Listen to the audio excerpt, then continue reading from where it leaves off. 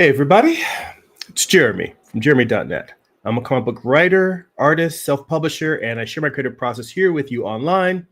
If you enjoy these live streams, would like to get additional bonus live streams twice a month, you can become a Patreon subscriber for as little as $2 a month. Head on over to patreon.com/Jeremy. It's patreon.com/GERIMI.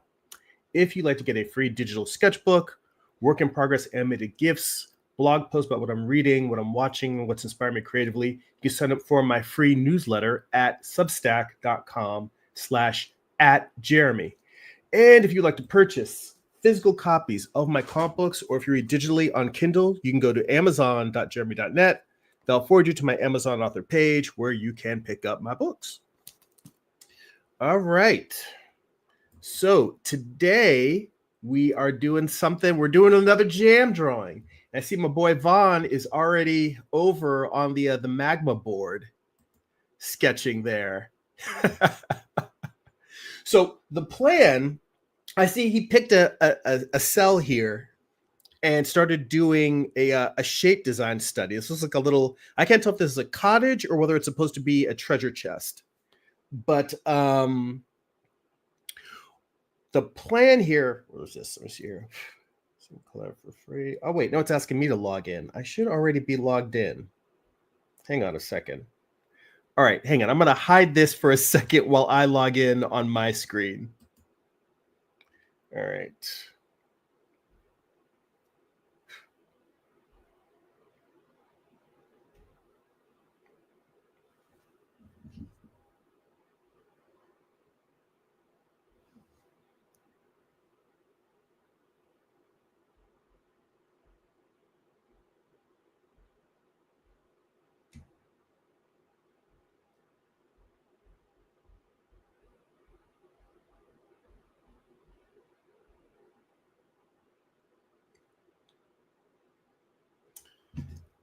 All right, give me a second, and I'm going to log in there.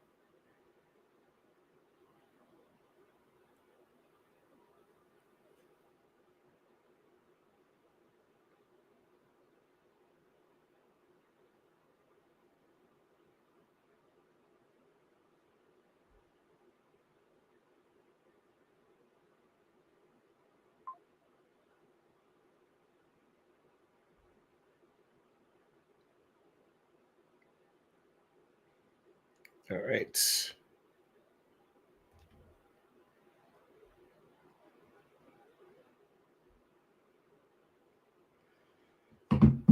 Oh, I see what's going on here. I need to move this out of Discord and into Chrome.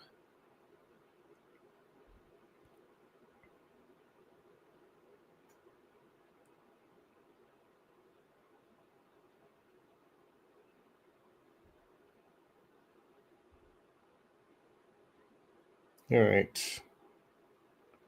So, all right, it looks like everything should be working here.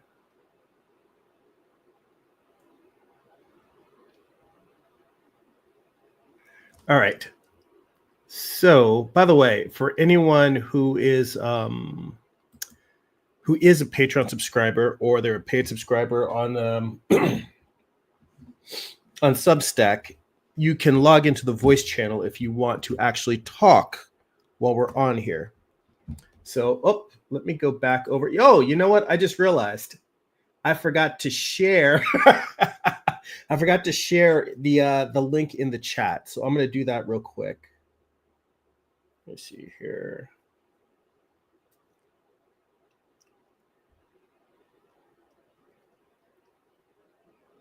I'm going to copy. And then let's see if I can paste this link here.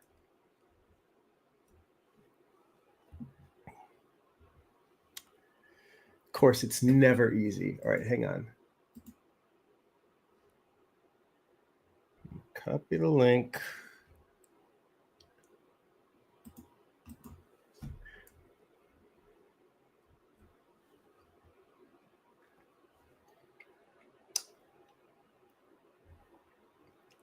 I'm just going to send this to my MacBook. And then from here, this should work.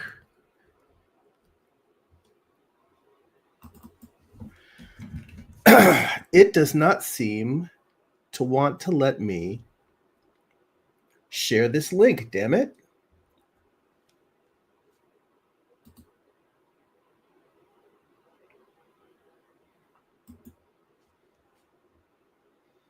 I am trying my damnedest to paste this into the live stream link. There we go. Nope. See, now it's posting the Discord link, which is not what I want.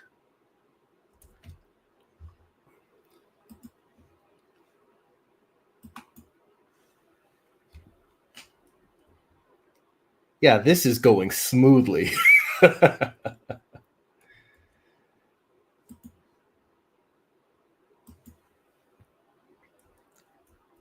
All right.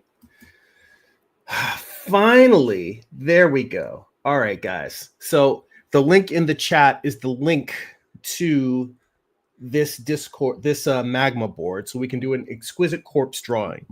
So, Vaughn, other than the cell that you've got, the idea of an exquisite corpse, I'm going to draw on here real quick just to show you guys, is that, oops. Why is this now not letting me select a board? Oh, I think maybe because I have this open on two different screens. It's freaking out. All right. Let me refresh my screen here real quick.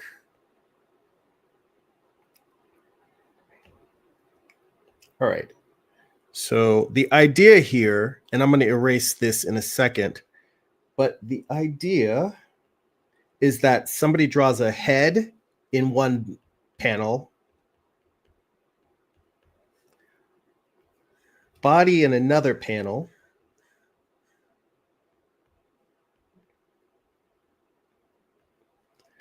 and then legs in the last panel.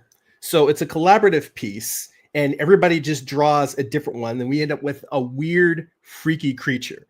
So that's the idea of an exquisite corpse. Normally, this is something where you just do it by folding a sheet of paper. One person draws one part, then hands it over to the next person, and someone else draws it.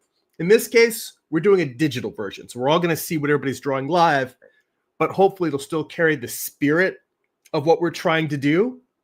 And then we can just have some fun with it. So, and you don't have to necessarily draw a head if you don't feel like drawing a head. I'm going to erase this, and then everyone can just pick one and start drawing wherever they feel like drawing. All right. Let me erase. Hey, Vaughn, is that you? Yeah, hey, how you doing, man? Good, good. How you doing? Good to have you in here. Huh? I guess it didn't start because I had YouTube up. I was like, oh, you went live like a while ago, and I was sitting here. No problem. I was having trouble sharing the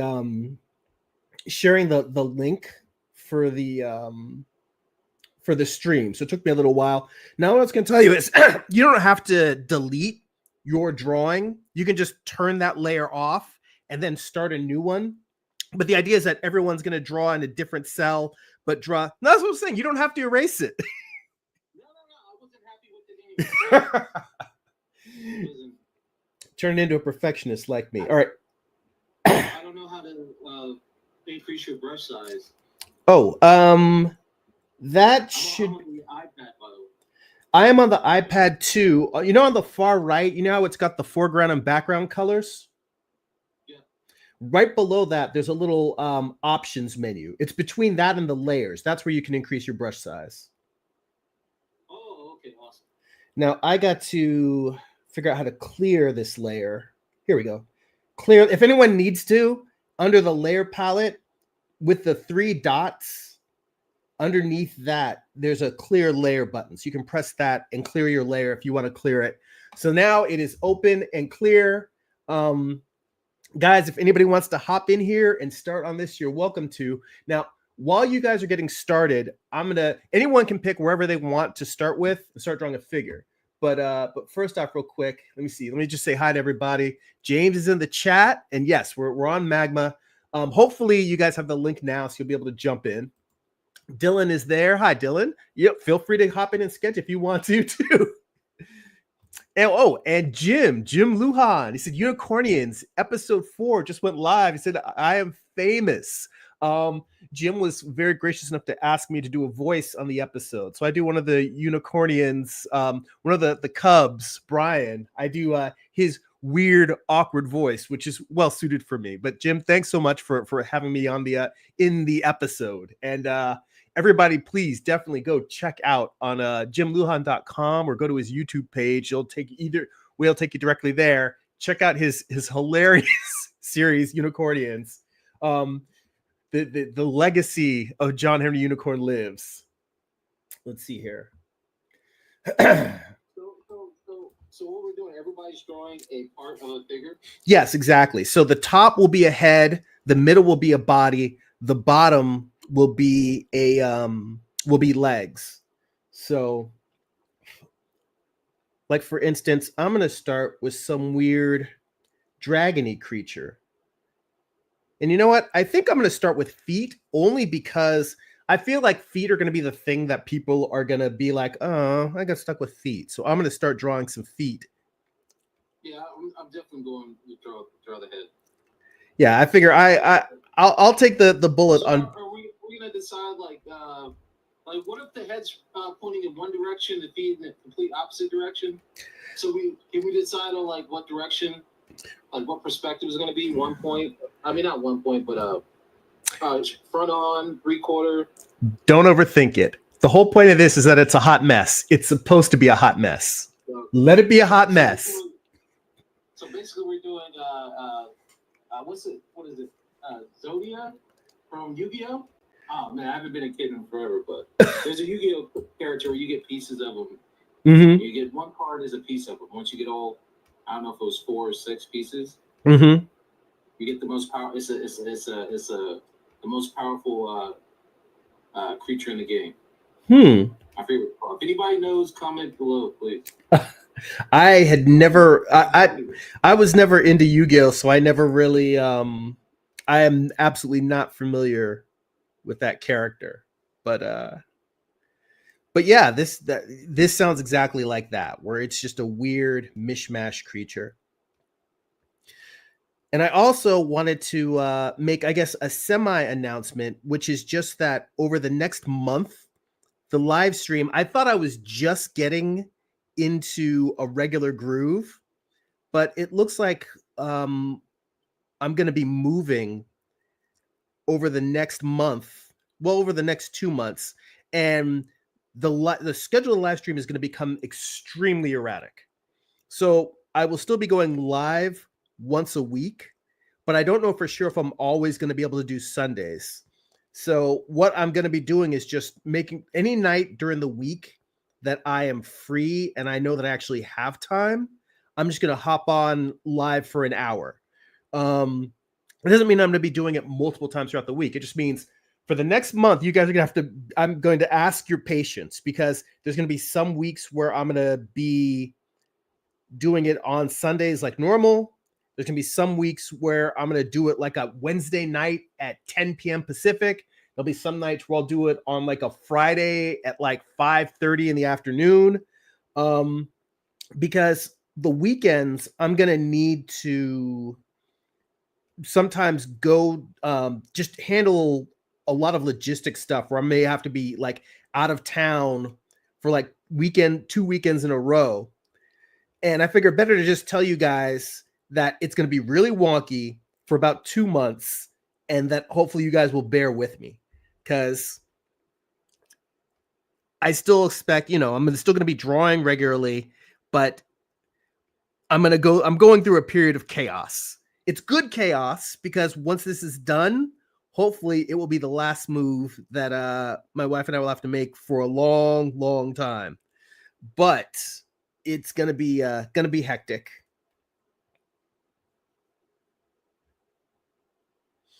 So let's see here. Yeah, James says moving again, that is no fun. He said, hopefully I don't fall asleep prior to you being on if it's late at night. Well, I mean, the upside is that the the the replays will still be up there, so everyone can have those on to listen to. And if no one's there, I'm pretty decent at just babbling on about art by myself, and hopefully I'll have something entertaining that'll be worth you guys' while to listen to. But yeah.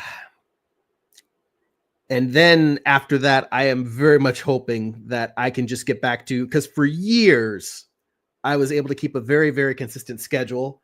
And the whole reason why I picked, Sundays, Sunday mornings is because it was a time that I could consistently show up, and I knew that I could just clear my schedule and at least get that done.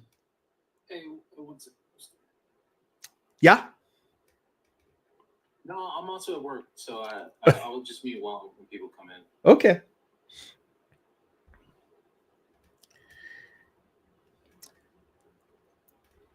Were you able to get the brush settings, adjusting the size?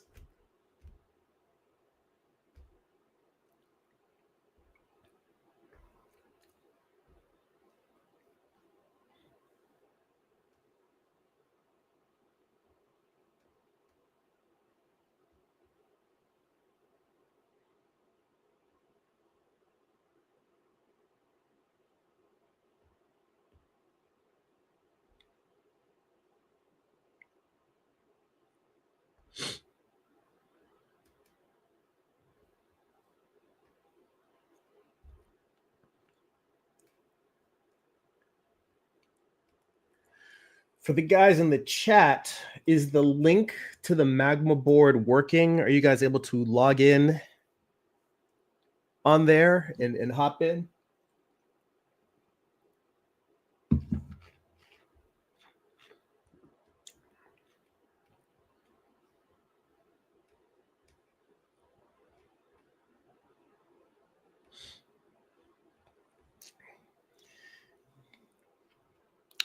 Yeah, I figure the interest for me, I'm gonna try and make something not interesting, but working on the feet here. It's weird. I probably should have spent a little bit more time under sketching the anatomy on this. I just went in and started drawing, but now that I'm doing it, I feel like the anatomy is a little wonky.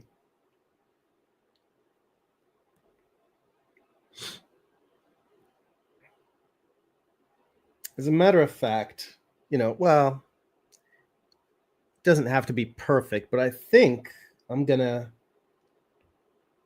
lower the opacity on this layer and create another one. All right, sorry about that. I'm back.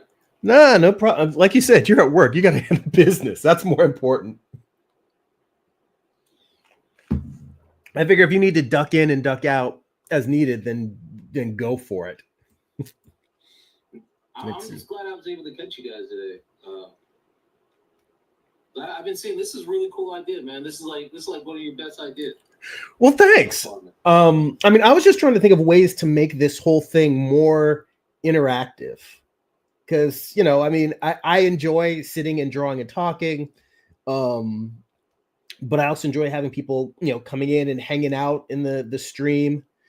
And I thought, just the idea of us being able to draw together was like, hey, let's have fun with that. Okay, I'm sitting here trying to figure out how to lower the opacity on the layer, and I realize it's just at the top here. That is the other weird thing about just the fact of doing this with a new software. It's a little bit of me trying to figure this thing out. I mean, I know that a lot of people don't like Procreate, but the amazing thing for Procreate is that it is just so incredibly intuitive that I don't feel like I have to guess to figure stuff out. I can just kind of go. Oh no, I was to say Procreate it's definitely a learning curve. I've been trying. It's definitely forced me to go back to pen and pencil a lot. Mm-hmm. It's just that it's different from Photoshop. I feel like everybody learned Photoshop at some point, right? So like I still don't know where the lasso tool is. I still don't know all this other stuff that you really need when you're trying to draw digitally. Mm-hmm. But But the two fingers, I really love that. Whoever thought of the two fingers back button, I really like that. Oh yeah, that is. Tap the two fingers and goes back. Oh, and it works in this software too. Because when I was drawing earlier, as I was erasing, by tapping the two fingers. Mm-hmm. Yeah, well, I think that's something that I don't know if other applications took that from Procreate or whether it was just something that Procreate, like apps just decided that's going to be undo and Procreate's just following it. But either way, it works very well for me. So I'm pretty happy with that too. Let me see here. Yeah, all of the controls that you need for Magma, they're all underneath that right hand side menu where the layers menu and the control menus are. It's just a matter of getting used to looking for them, because I was not was not necessarily sure where all of these commands were or would be. So, but now I'm starting to get used to it.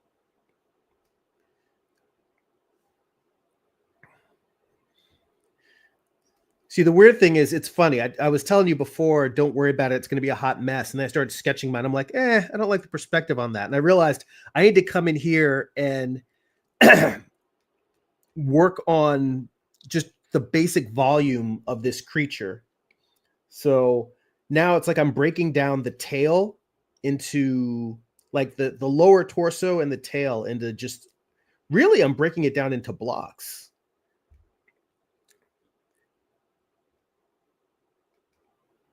It looks good, man.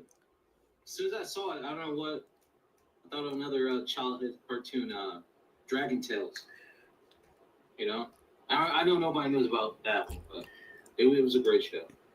I think I've heard of it, but it may have come after I was of like kid entertainment age. Oh, and it was young kid. Yeah, it was kind of like the animated version of Barney. Mm-hmm. It was, without kids, but just dragons and stuff. I don't remember what was going on. I just remember that was one of the cartoons that I was like, oh, I gotta get home to watch this, or wake up early to watch this before school. Okay. Yeah, for me, it was stuff like, the weird thing is, growing up in the 80s, I remember there's an old, do you know Gatchaman, the Space Science Police? No. I do know that you guys had the most epic cartoons ever. we did. Everything was action. I grew up kind of in the like Ed and Eddie Mm-hmm. where we switched to comedy based. Mm-hmm. You guys had all the action like SWAT Cats, Dino Riders. Oh yeah. He-Man, all that stuff. Yeah, you guys had everything because everything was designed to sell toys. Yeah, and people talk about it, being a bad influence on kids, but we had the dopest toys as kids. Toys that could blind you because everything shot darts. Everything shot plastic darts. Not even the foam Nerf stuff. Just like, all right, well, have fun. Watch your eyes. But there was a show that it was a very violent Japanese anime called Space Science Police, I think. But in the United States, they edited out the most violent parts and all of the sex, and they called it Battle of the Planets. And that show was my jam. I loved that show. That was the thing that I would get up at 6 a.m. so that I could watch it before going to school. Let's see here. Oh, yeah. Yeah, I heard that about a lot of like in my older years. Like, I found out that Pokemon wasn't that kid friendly in Japan. Mm-hmm. That it was more adult. Pikachu was making adult jokes and everything. Ash. Brock was making adult jokes. Yeah, I think that's true of a lot of anime. Just that Japan has a culture where anime is just a medium. It's not, because it's animation, it doesn't mean that it's a kid show. It just, that's the medium that the vehicle they're using to tell stories. But they'll tell the same way that like now we have Family Guy and American Dad, except they'll just have action and Hey, I see Byron's in the chat. How you doing, Byron? Let's see here. Dylan said Yu-Gi-Oh was edited. He says it's anime. It was edited in its anime and card formats. So I guess they cleaned up Yu-Gi-Oh for the United States as well. Oh yeah, I believe you. Yeah.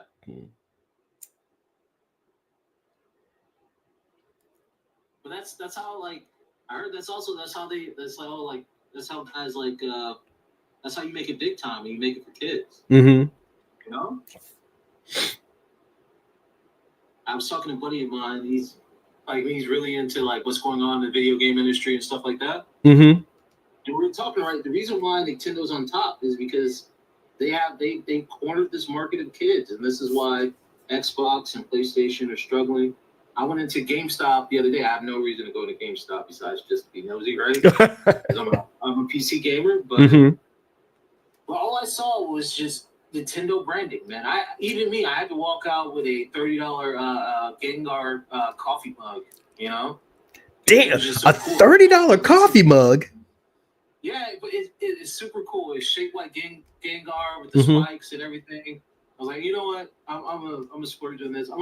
I'm gonna make this impulse buy. But hey, their branding is great, man.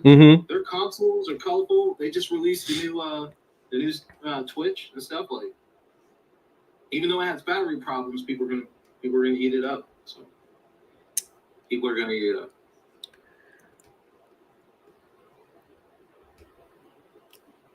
Well, I mean, that's the thing. I've talked about it before. I miss gaming. I genuinely really enjoyed, I had a Sega Genesis growing up.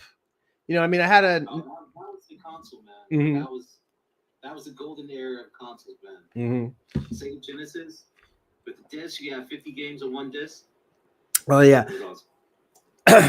Or I think that might have been the Dreamcast. The Dreamcast, I think, might have been the disc, because the Genesis... I'm sorry. Oh, man. Yeah, I didn't know one. Well, I mean, that's how old school I am. I'm like even before the Genesis. But I mean, the Dreamcast, I never had one of those. I never got a chance to play it, but I had that. I had I'd never got a Nintendo Cube, but I had the regular Nintendo, and I had the PS1. And I've told this story plenty of times, but when I had the PS1 and I was playing, I think it was Final Fantasy VII, I just realized that I was spending all this time on this game, and I had the idea for my very first graphic novel, and I wanted to work on it. I was like, all right, well, I'm going to take a break from the console. And I said, when I finish the graphic novel, then I can finish Final Fantasy VII, or maybe it was Final Fantasy VIII. I had finished Final Fantasy VII. And so I said, all right, I'll come back when I'm done with this graphic novel. Fast forward 10 years. And oh, hey, I see Chris is in the chat. Hey, Chris, how you doing? We're doing exquisite corpse drawing. So the idea is that everyone picks a cell, and like the tops are all the heads, the bodies are the middles, and then the bottom are the legs. So we're doing kind of a group draw. And let's see here. I think I put the link in the chat. I'm going to throw that in there again. Let me know if that comes through for you guys. But there's a link to the magma board. So it's like it's kind of like a Procreate, an online Procreate, where all of us can draw at the same time. See here, Hossein is in the chat, and he says, I had an Atari. See, okay, see, now that's going old school. Dylan says the GameCube is the GOAT. Who had an Atari? Hossein. Awesome. If I ever won the lottery, I would buy that brand, man, and make my own Atari console. Well, I think Atari is still around, but they are now just a software developer. I don't think that they make consoles anymore, but they still exist, as far as I know. I know they sell shirts. I see people walking around with Atari shirts. Yeah, that's sort of one of the classic video game brands. They did do a thing where they came out with a new Atari console. I'm trying to remember how many years ago it was, because at this point it might even been 10 years ago. But they did come out with a new Atari. I don't know how well it did. I mean, hell, it might even have been a crowdfunding campaign. I can't remember. But it's one of those things where they are a known brand in terms of making video games, and they're a known brand in the game industry, but I'm not sure if they're ever going to come back to making consoles. I mean, the console world is just really hard to get a foothold in, and to, it's kind of like in the toy industry with action figures. It's a really hard field to stand out in. Yeah, absolutely. I decided to like look up like a lot of the old games that I grew up with that nobody remembers, right? Except for old guys like me, right? And so I looked up Jersey Devil. It was on PlayStation 1, right? I love the game, right? Jersey Devil, I don't think anybody remembers it. Turns out it's still owned by somebody. It's owned by some Japanese holding company. So I was like, all right, that sucks. That's not in public domain. So I went to the next one. I went to Gecko. I forget what his name. What was his name? He was the lizard with shades on the Geico Gecko? Not from like the car insurance, but he was like PlayStation 1 game. I can't think of his name now, but somebody owns him too. So yeah, I can't remember. It's not Ratchet and Clank, but it's kind of like that. Yeah, he was like the first Ratchet and Clank. Yeah, I remember. He was on the demo when PlayStation 1 released. Yeah. Right? So Chris was asking what we're doing. He said, are these comic book panels? Chris, this is a game called Exquisite Corpse. And the way the idea is that everybody draws a different body part. So the tops are all the heads of the creatures, the middles are the bodies, and then the legs are the bottom panels. And normally the way it's done is it's a drawing game people will do at parties, where they'll fold a piece of paper in thirds, and one person will draw the head, then fold it over and hand it to someone else. Someone else will draw the middle, and they fold it over and hand over. Someone draws the leg, and then they unfold it, and it's a surprise. So we can't do the surprise version virtually, but the idea is just, it's kind of a jam drawing, but it's a different way to do it. We're all kind of picking parts and drawing creatures. So if, I don't know, you guys tell me if the link is showing up in the chat for it's called Magma. So Magma is the virtual drawing board where we're all able to draw at the same time. So let's see here. Hossein said, I left the PS1 too. He said, I told myself I must get better at drawing. Fast forward to PS5. Yeah, I have never had a console in the house since then, although Red Dead Redemption almost broke me because I really, really wanted to play that game. But oh man, that is the greatest game ever played. I just played it recently again because I'm a loser, right? So it's my 5th playthrough. Man, I watch it constantly on YouTube. It was the greatest game ever, man. I just, like that's what made me fall in love with Westerns. I already kind of like Westerns, but that was like the greatest Western story ever told, man. Like no video game in my life made me like, get teary-eyed and start over immediately after at the end of the game. Or what I thought was the end of the game. It was just going to, what do you call it? A prologue? So that was that game was like, oh man. Yeah, I mean, it also makes me nervous though. It makes me nervous because once you make something good, it's gonna be like, man, I hope you don't ruin it. Please don't ruin it, Rockstar. What you mean with a sequel? Yeah, with the sequel, they're working on it. It's been confirmed. Well, I mean, the way I figure it, if they make a sequel and the sequel sucks, at least you got the first shot. I mean, I kind of feel like fans are way too precious about the idea of people making sequels and ruining stuff, only in that I would rather somebody take the risk of making something knowing that that it's like, for instance, I haven't played The Last of Us, but I love the TV show. And the fact that the first game was so amazing, and then they made that second game, and it's like, The Last of Us is a game where I could see people saying, "Don't even bother making a sequel. How can you top that?" I would rather people risk doing something horrible just to take the shot of making something new that could be amazing, and maybe it might not be as good.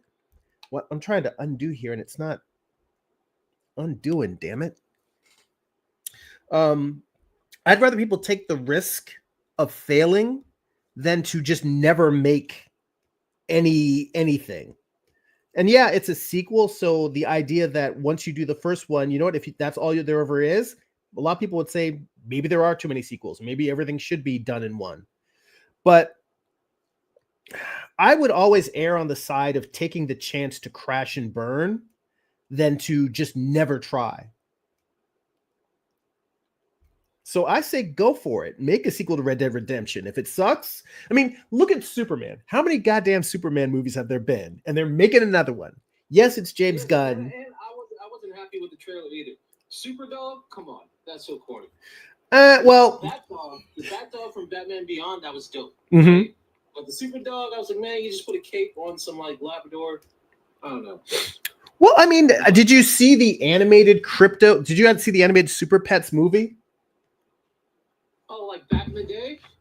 No, this was like maybe I don't know if it was a movie or a TV show. This was 3 or 4 years ago. This isn't a long time ago. No, I didn't see that. I think it's on Netflix, but I think Kevin Hart did the voice of Ace the Bat Hound. It was either Kevin Hart or it was The Rock. I can't remember which. No, I think The Rock did the voice of Crypto, and I think Kevin Hart did the voice of Ace. But it was just a fun animated cartoon. I was like, Crypto's awesome. I'm digging this. So I don't mind them having him in there. My greater point was just that we've gotten a bunch of Superman movies, and I think James Gunn is a great director. I think he's going to do a great job. But let's say, even though I'm hoping that it's going to be awesome, let's say that he shits the bed and it's a crappy movie. Yeah, they might not be able to make another Superman movie for a few years, but they'll make another one. And same with James Bond. Some people are pissed at how the most recent James Bond movie. Did you see the last James Bond movie? The last one I saw was like Casino Royale. Okay. That was the last one. That was like, probably a decade ago. I don't know. All right. Well, the last Daniel Craig movie ends the series of Daniel Craig movies, but they even say in the ending, James Bond will be back, and people are pissed at the way that it ended. And the way I figure it is, they're gonna make more. It's okay. Like, I don't feel like if somebody makes a bad version of a movie that it ruins the entire franchise. For instance, I mean, let's look at Star Wars. They're still gonna make Star Wars films, and definitely the last couple of Star Wars films have been hit and miss. So I like the idea of people taking wild swings and really trying to do something cool and different versus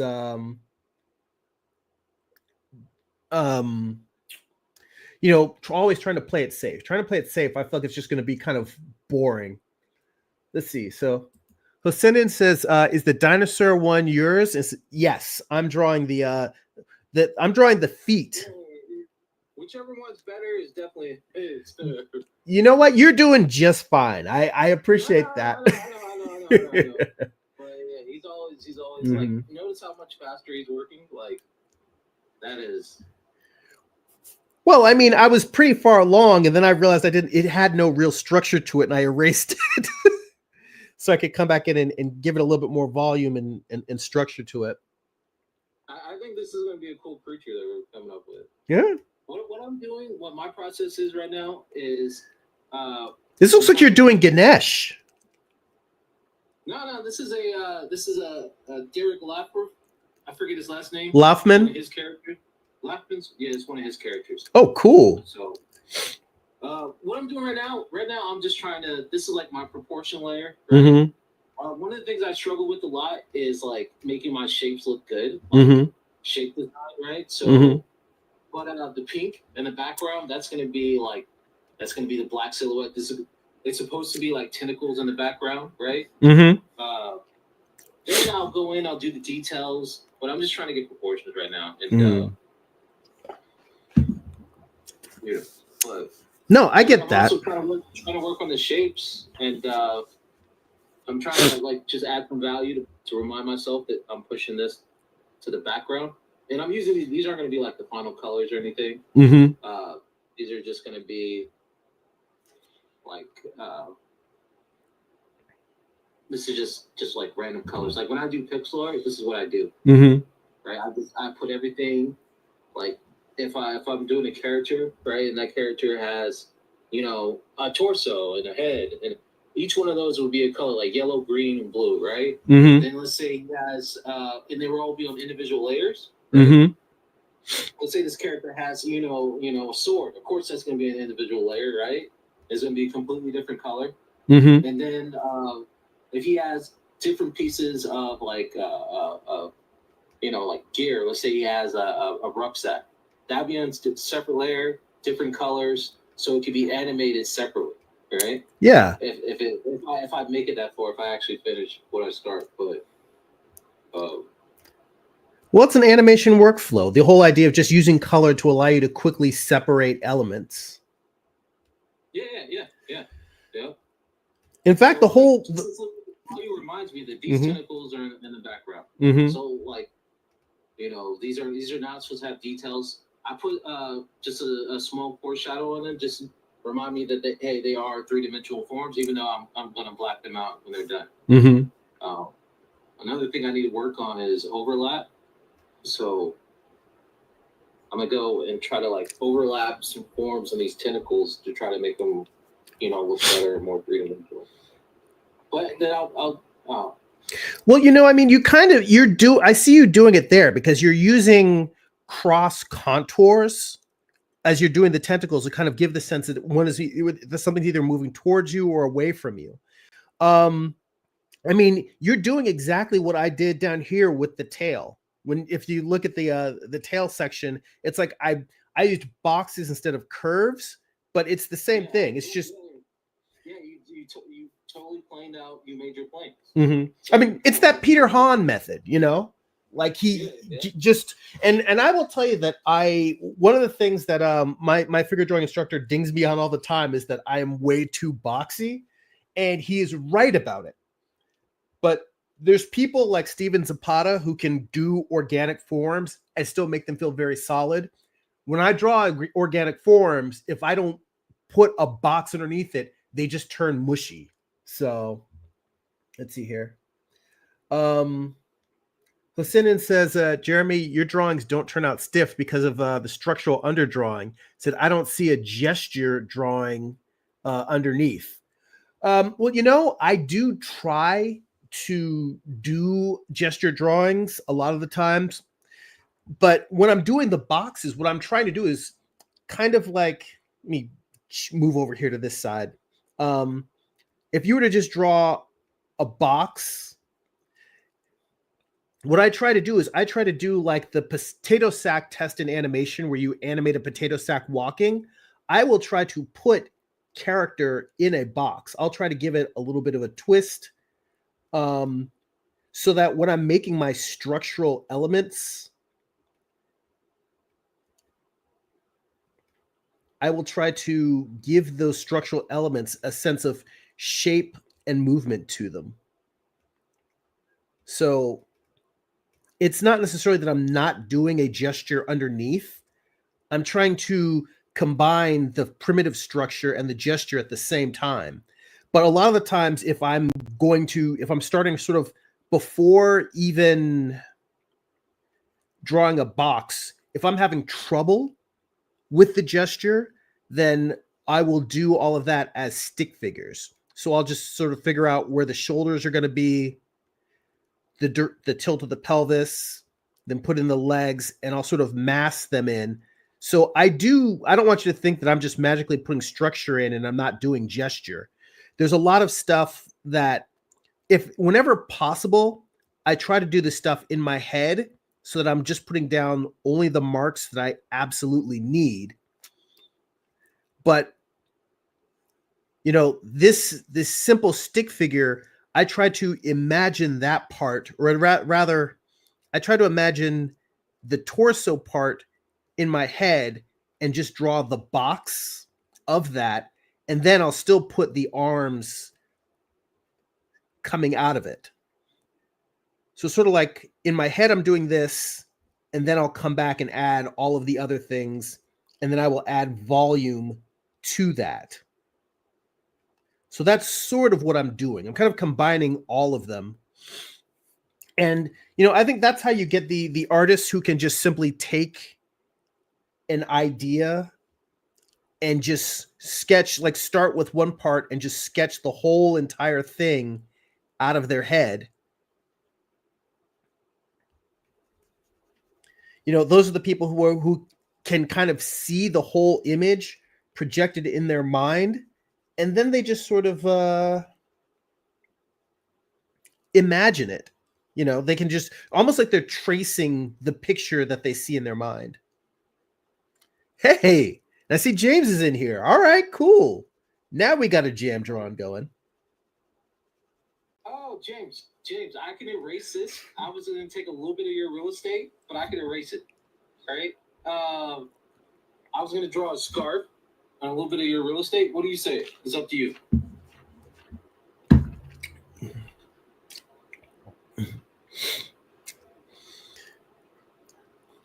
Hang on. Let me see what. Let me see. James, his lines aren't showing. Hang on. I think that let me look at the layers. Go over to the layer palette.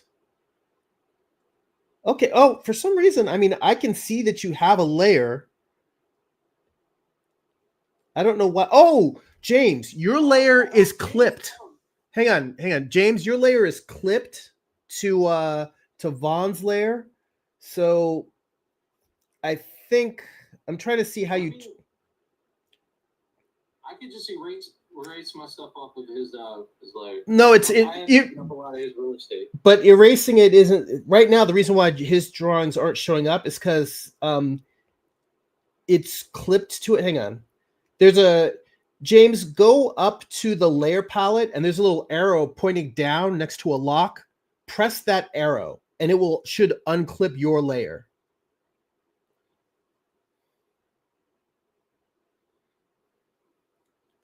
There you go. See now, you see the marks underneath yours, Vaughn? That's James. Oh, okay. Yeah, it was just a clipping mask where. It was okay for me to use some of his layer, some of his real estate. Well, maybe bring the scarf up a little bit.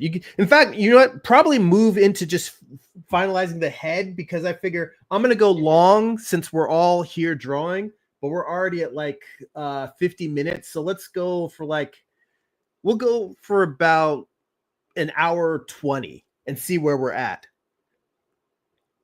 Okay. So we'll go for like another half hour. I gotta say, man, this is a lot of fun. Well, that's what I was hoping. I figured just a new, different thing for us to try. How long has technology been around to do this? I first heard about it from Schoolism. Bobby Chu was doing these jam drawings, and he would bring on fellow creators, and they still do it on Schoolism's Discord. But they would have events. Some were specifically for classes, and then some of them were just a jam where he would just invite a bunch of people to come, and they would have like a massive canvas, and people would just be drawing. Like they'd have like a background element, and then people would just be filling in the scene. And I saw that, and I thought, this looks pretty dope. And he said, yeah, it's just an online drawing platform where people can draw simultaneously. And I'd always meant to try it out, and I just never got around to it. And now here we are.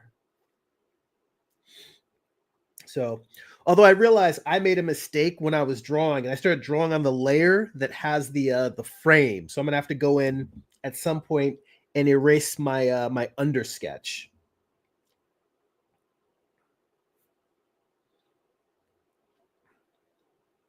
But let's see here.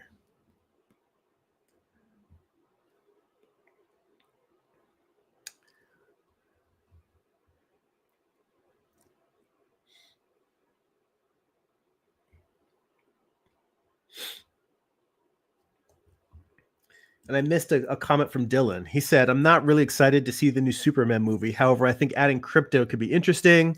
I wish movies would include more characters that don't get the spotlight in the movies. Well, I mean, I do like it. My whole thing of bringing up the Superman movie, I hope I made it clear that it's not that I think the movie is going to be bad. I actually like what I've seen so far, and I'm hoping that it's good. My point is that I'm not worried about James Gunn, ruining Superman, because if I think he's going to do a good job, but if for some reason it sucks, they're still going to make Superman movies.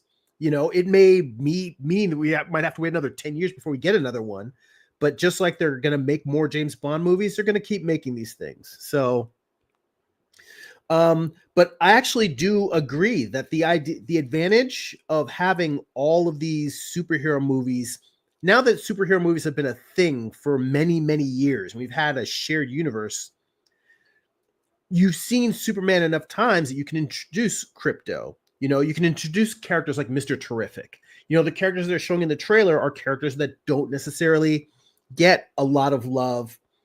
Maybe, that haven't gotten any love in TV or movies. Although I think Mr. Terrific might have been on Black Lightning. See, Black Lightning, there was a whole Black DC superhero TV show. I've never watched an episode of Black Lightning. Not from lack of interest or lack of trying. I just have not had time. I mean, hell, I barely watched Static Shock because by the time that came out, I was already in college and I just wasn't watching like Saturday morning cartoons. I was totally watching that, man. Exactly. Mm-hmm. Yeah, Static Shock. Even back then, I did notice, like, hey, man, a lot of these characters are like, just rip off of other comic book characters, like the pyro guy. I forget what his name was. Mm-hmm. I was like, man, this looks like the fire guy from X-Men, right? Well, you got to remember that in comics, that's pretty common. Everybody's got to have their fire-powered guy, and that's not. And again, I'm more of a Marvel guy as opposed to a DC guy, so I don't know how much of that is. This is a character that was just a DC character that didn't get a lot of love, or how much of it was maybe they used this character because maybe it's a character they made up for the show, because they couldn't use the characters that they wanted to use for whatever corporate licensing reasons. Because also in DC, I don't know if you know this, but Harley Quinn was not a comic book character before Batman the Animated Series. No, I didn't know that. I did not know that. Harley Quinn was created by Paul Dini and Alan Burnett I think maybe just Paul Dini, but she was created specifically for Batman the Animated Series just because they wanted Joker to have a sidekick. And she has become one of the most famous characters in comics. Oh, so she's a Daryl of comic books. Yeah, she is the Daryl. That's a great way to put it. She's the Daryl of comics. Well, she's the animated Daryl. And for those who don't know, Daryl from The Walking Dead does not. Well, I don't know if they eventually introduced him, but he was definitely not in the Walking Dead comic book, and he was a character created just for the show and went on to become incredibly popular. Yeah, even I liked him. Yeah. He was a dude. Mm-hmm. He definitely was that dude. And it's funny. I still have not watched. I didn't even finish watching the original series. Let's see. Hossein's in the magma board now.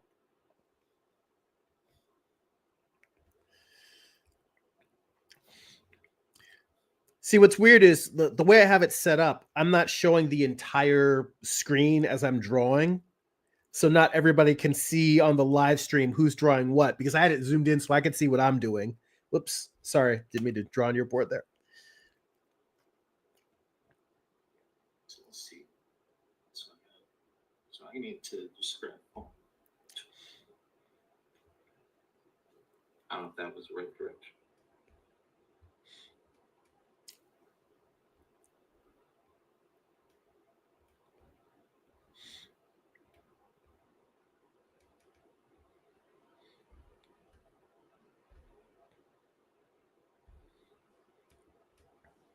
Yeah, man, shape design is such a big deal Mm-hmm. that you can really, like, even though I know that the master that made this, he like he's using basically a spear with a bunch of cylinders around it, right? Mm-hmm. But it's shape design it's just hard to copy if you're not on his level, you know. So that's a skill that has to be learned. Yeah, I mean, I will tell you that Shape design. I don't think that I am particularly great at shape design myself. But one of the things I think that helps with it, honestly, is just sitting with like a piece of paper and a Sharpie, like just a fat marker, and just drawing with big chunks. Like, for instance, when I'm drawing digitally, what I'll do is I will intentionally use a brush that's way too big. And I will try to, instead of drawing the quote unquote figure, I'll be drawing like chunks, and I'll sort of build a shape out of chunks. Like, so it's just big black masses to kind of almost as if you were drawing with pieces of cutout paper. Like if you were, Steven Silver has a exercise like that. you know what? Well, that doesn't surprise me. Students cut up cardboard and make shapes, mm-hmm. and they go and draw a character based off those shapes and proportions. So that's interesting.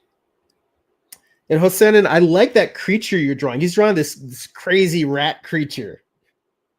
I like his hair and his teeth. I can't tell if it's a gerbil or a crazy rat creature, but it looks pretty awesome. Oh, nice. Oh, he has a mouth for his stomach too. Well, I think he just put the head down there. I don't know if everyone got the whole head, body, leg thing.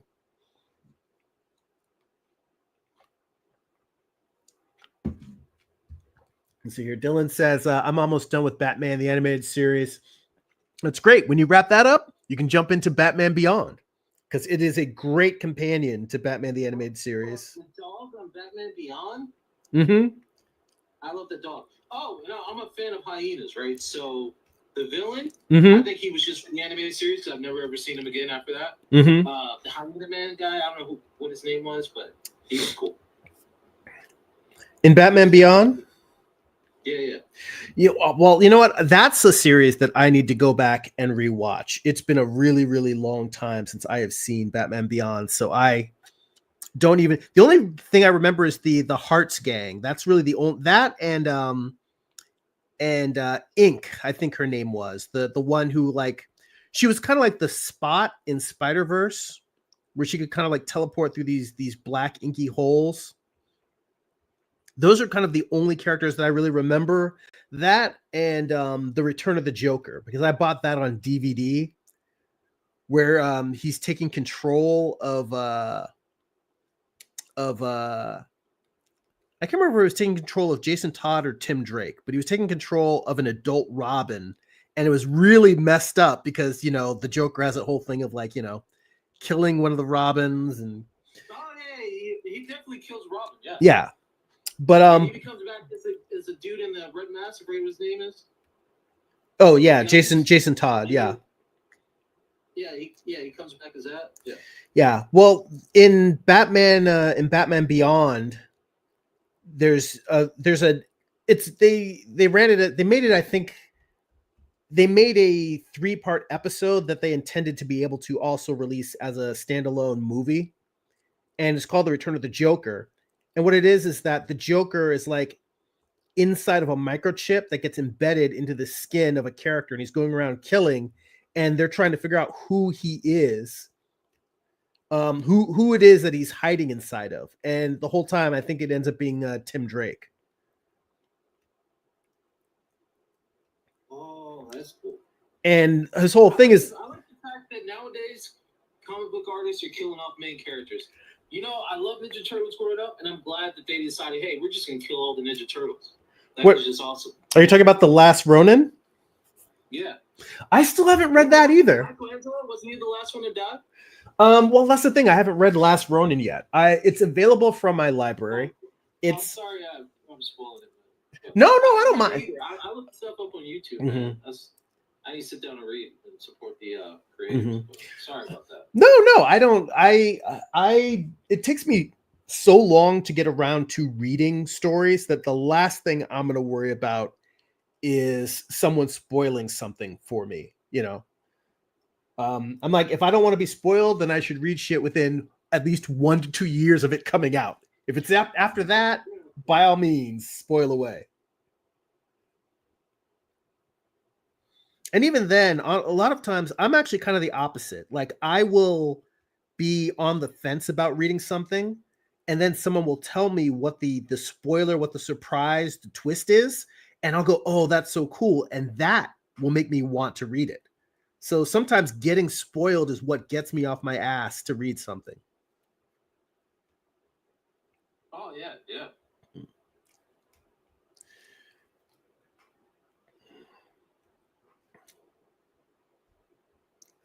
Wait, you guys are still there? I'm still here. We got a few people in here on the board now. Wi-Fi, so I'm always scared that it's gonna like. Let's see here. I'm trying to zoom out on my screen so I can see.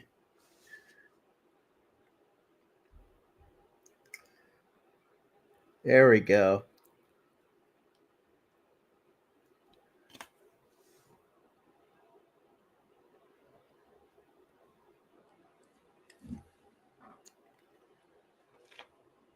Yeah, so I'll be right back. I have to cross the street. Go do that. We'll be here, drawn. And guys, just so you know, we're probably going to go for about another 20 minutes, and then we'll wrap up. So we got a little bit more time to finish these. All right, so I never got the chance to ink, but this is my. As someone who's not as masterful with shapes, right? So this little study showed me that I need to work on shape design and shape language, because that is his the master who did this drawing originally, his looks a lot better. But you can see with like the tentacles in the background that they don't all look like tentacles. You know what? No, but I think that, first off, we're drawing very quickly. Secondly, we're drawing in a software that, we're not all of us are familiar with. I think you did a great job with it. I think it came out pretty good. It's just that I knew that needs to be in the artillery of skills I need to build. It's like people who can design nice shapes, right? The artist that can design nice shape, it shows. And this particular artist, it just happens to show that his shape design is nice, right? It's really nice. But, let's see here. James says, identify them as cylinders, right? That's when I first started drawing, I wouldn't have been able to look at it and be like, that's a sphere surrounded by a bunch of cylinders that have been modified. Just that alone, just being able to identify the simple primitive shape is huge improvement for me. But I'll be right back. There's an employee that's having. Yeah, go handle business. We'll be here. I have to go fire. Yeah, no problem. I'm gonna talk to the rest of the guys in the chat. Yeah, James says, I was thinking something with the appendages and a face for the middle. You mentioned uploading a file last time when I was drawing faces, so I can show you what I have if you'd like. You know what? I believe that there is a button so that you can upload stuff to your board. I think if you just go to File, let's see here. I think you don't want to import as a new canvas because that'll take you someplace else. Let's see here. Edit. Oh, you go to Edit, Paste File, James. So if you go to Edit, Paste File, you should be able to paste. It says Paste onto New Layer. So you can take a piece if you wanted to add that in here and paste onto a new layer. And whoa, everything just went pink. Okay, I don't know what I did there. All right. Anyway, let me see here.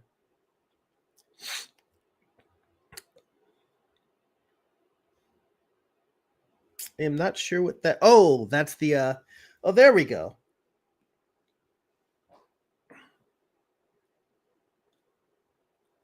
Maybe you can take that and scale him down a little bit.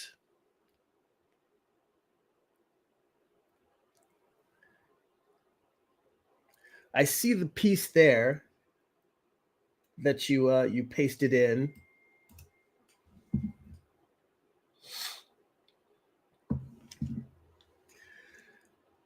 Okay.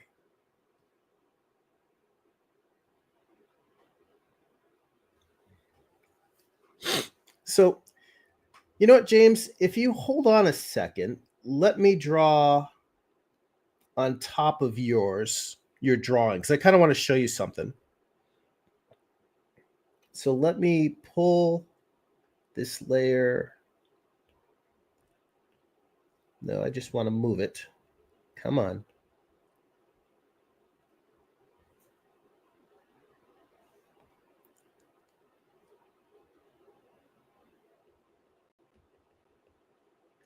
All right. So one of the things, James, I think that will help is getting to really think about three-dimensional volumes when you're sketching forms. So this, for instance, this head that you've got right here, lower the opacity and raise my brush size. So on a two-dimensional level, you could say it's kind of like that two-dimensional shape. But a three-dimensional level is thinking of it as, I got to lower this opacity a little bit. No, that's the flow. I want to lower the opacity.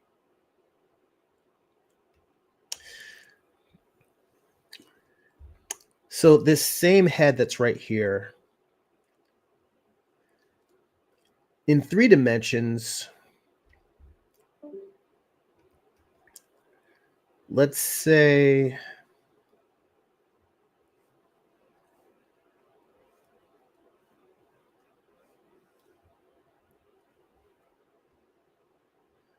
what I'm trying to do is express the idea of it being sort of like a see-through globe that you're looking at.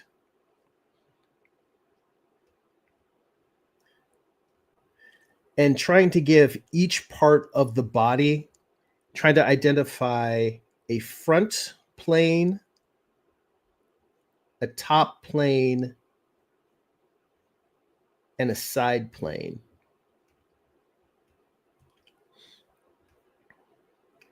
And by doing that, what you'll do is you'll be able to make these things that feel kind of loose. This is that whole idea that I was talking about earlier about putting everything inside of a box. And yes, my drawings are super boxy, but what I'm trying to pursue is the idea of making everything feel solid.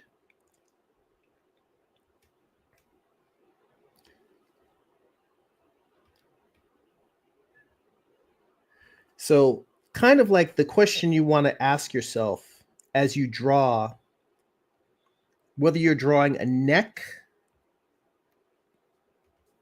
or an ear or an eyeball, is just what is your front, what is your top, and what is your side. So like, for instance, this neck that you have right here,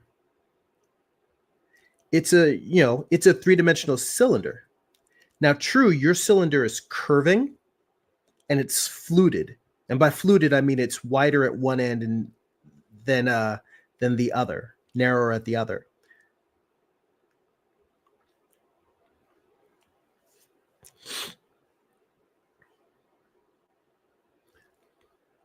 And I don't know if this is necessarily useful for you, but I'd be curious what you think about this idea, because practicing these kind of things, like you could take all of your drawings and just say, all right, how do I break this down into a three-dimensional object? Like this face down here, and come down and say, all right, it helps to establish sort of a brow line like to say what are some elements that are going to be parallel to each other. The brow is going to be parallel. The base of the nose is going to be parallel. The mouth is going to be parallel. And that doesn't mean that you can't distort the shapes, because I know that you had also mentioned drawing organs and turning them into characters, kidney shapes and different body parts, different internal organs, and trying to make them feel organic. You can do all of that.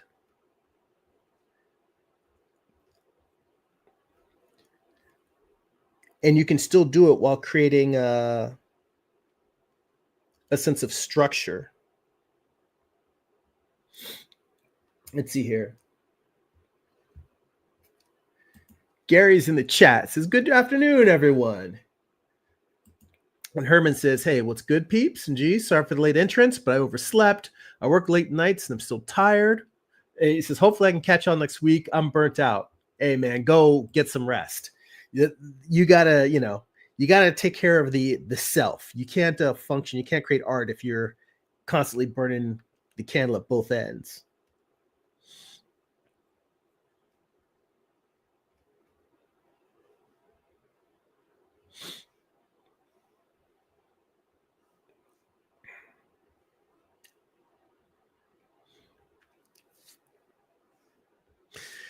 In fact, James, I think something that would really be useful is the idea of a cross contour exercise. So if you were to draw a cube and you were to draw a grid across it, that helps you sort of identify the shift in planes on that cube. And you can do the same thing with a cylinder.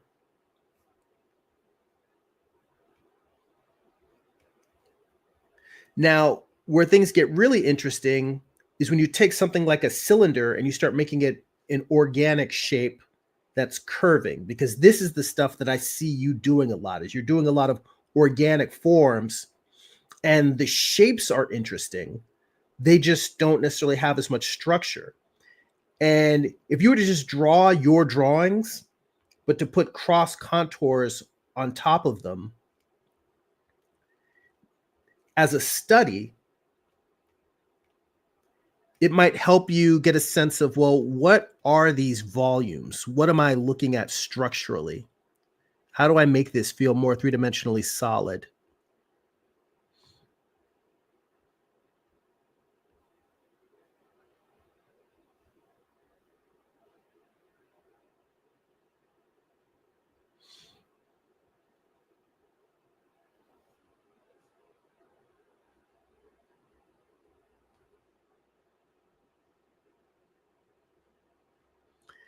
And when I talk about doing exercises like these, I don't think the approach is necessarily do it once and then be like, oh, that's what the structure should be.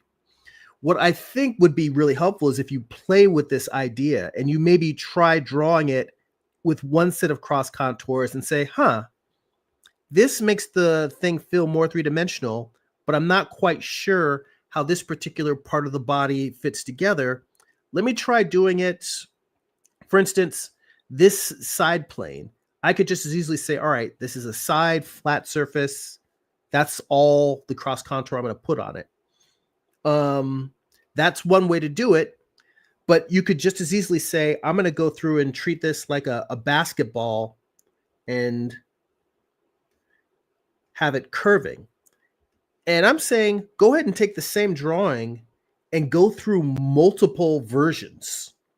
Try doing it different ways, experiment, because that will expand your idea of how you want to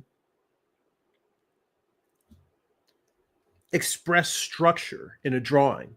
So I don't know if that's helpful or not, but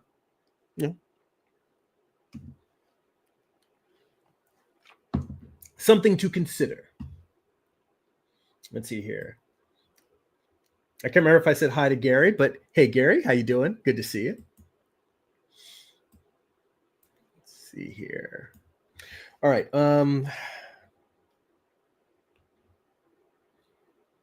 Let me turn off that layer.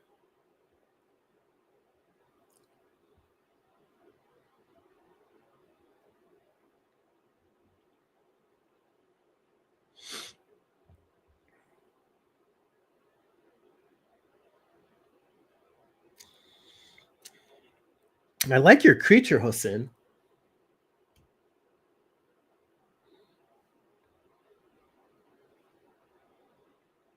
Let's see here.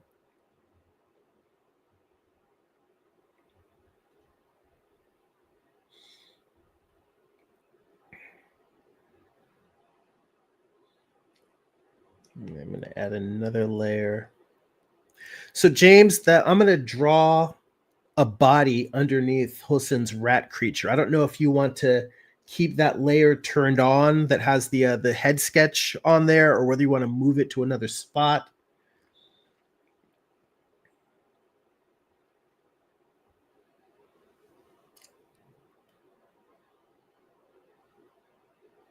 Let's see here. I'm going to give this guy, I'm going to give him a suit. Give him a suit and tie.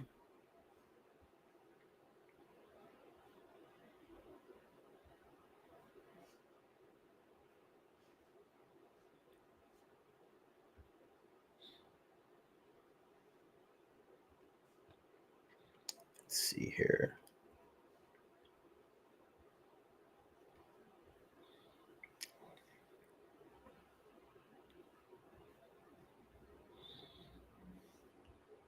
And an axe.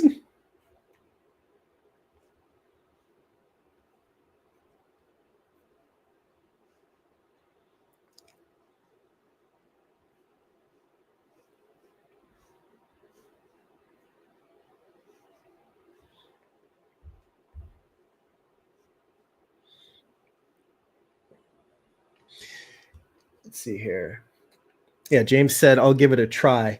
Yeah, it's the stuff that I'm talking about here in terms of actually seeing structure. That was one of the things. It's not easy. So I don't want you to feel like I'm telling you something like, hey, just do this. I'm like, it takes a lot of practice and a lot of time to really be able to see the three-dimensional structure in everything we draw and in the world around us. It takes time, it takes practice.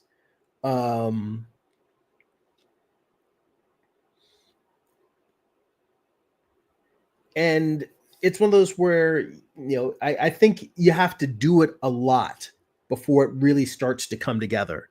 That's why I said it's good to just do a bunch, like do the same drawing multiple times, trying to experiment and play with these ideas.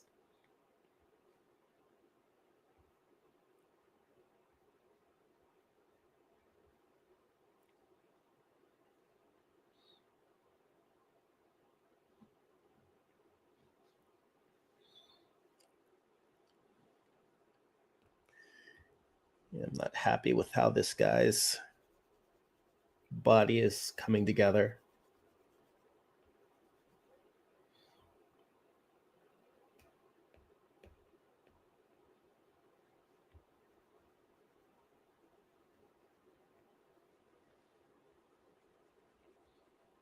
I'm going to need to create some custom brushes here because this erasing with this tiny brush is kind of a pain in the ass here.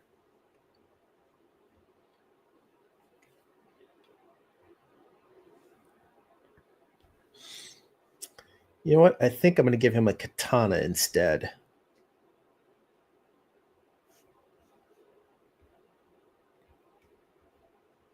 It's a little Yakuza creature.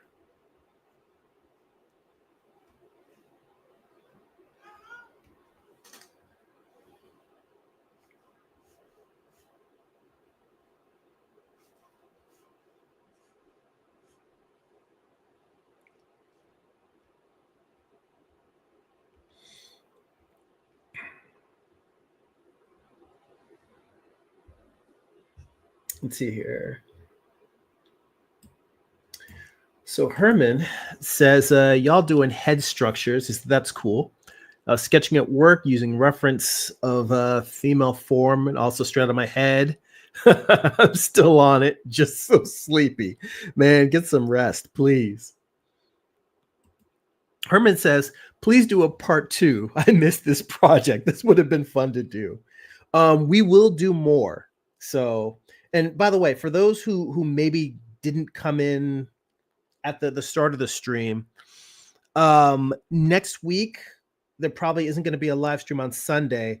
And for the next month or two, my schedule is going to be very irregular. I'm still going to do a live stream once a week, but I don't know whether I'm going to do it on Sundays, whether I'm going to do it like on like a Tuesday night or like a Friday afternoon. I'm just going to be super busy with some family stuff, and my weekends are going to be kind of up for grabs. Like, I don't know if I'll be able to be available on Sundays to live stream. And because of that inconsistency, I'm just telling you guys, I'm still going to stream, but you guys may end up just catching the replays and be like, well, why is he doing it now? Why did I miss the show? I do plan to get Sunday is eventually going to get back to being the regular schedule, but I don't know how long it's going to be before I'll be able to get to that.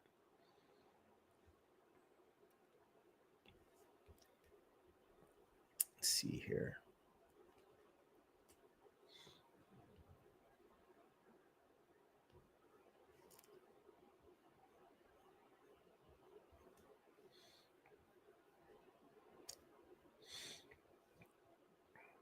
But hopefully you guys will be patient with my crazy schedule.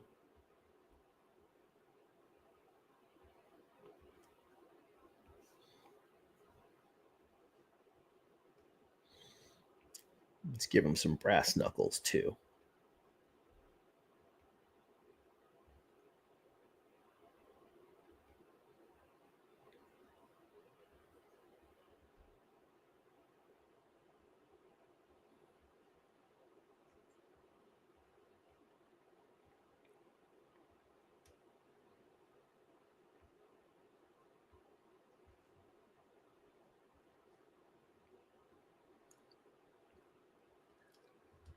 Let's see here.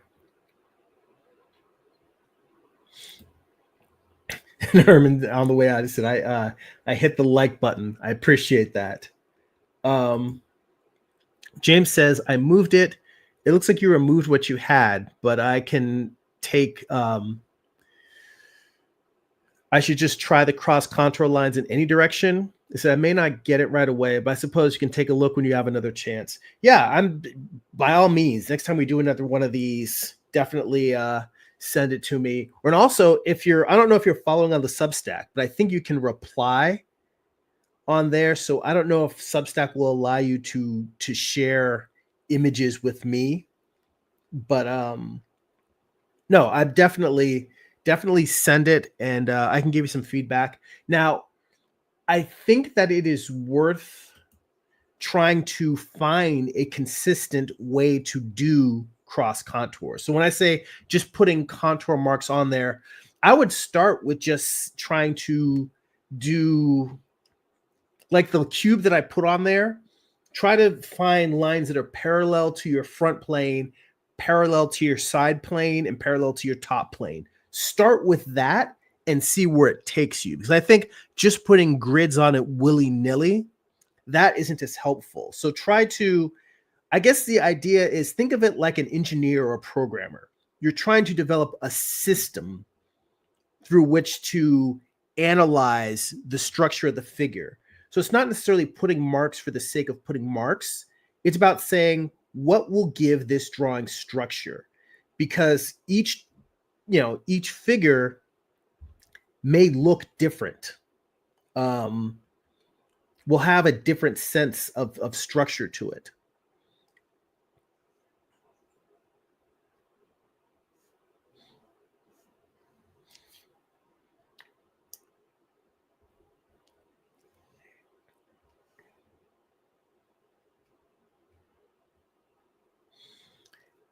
And the idea isn't necessarily, it's not about a formula. because formula can lead to something that's stiff and boring. But what you want is not necessarily a formula, but you want sort of a logic for how to analyze the figure. Because depending on the perspective you're looking at, your cross contour lines are going to look very different on a very foreshortened female figure laying backwards versus a profile of a bodybuilder. It's going to look very, very different depending on what you're drawing, whether you're drawing a human or an animal or a building or a car. But you can apply these ideas to all kinds of forms, all kinds of figures, vehicles. You can apply it to everything. All right, I'm going to lower the opacity on this so I can come and draw a cleanup layer on top.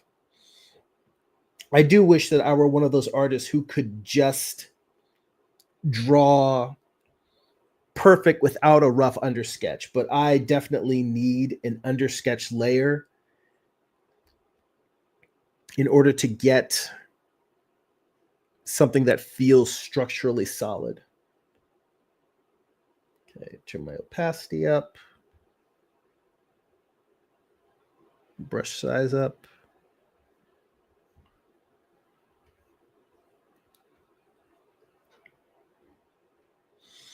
All right, guys. So once I get done with this figure, I think we're going to call it for a day.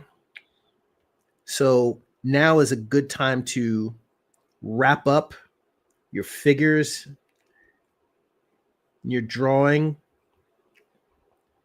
We're going to pack it in here in the next 5 minutes or so. I'm just going to come in and ink this figure real quick.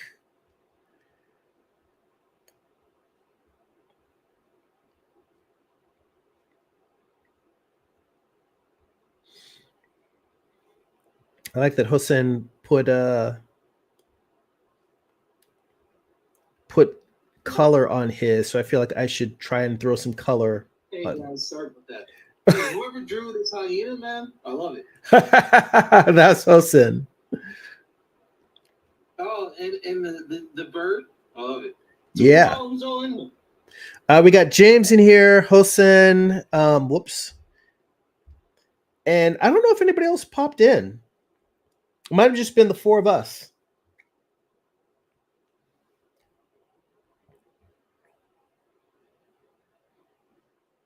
Yeah, this is bad fun.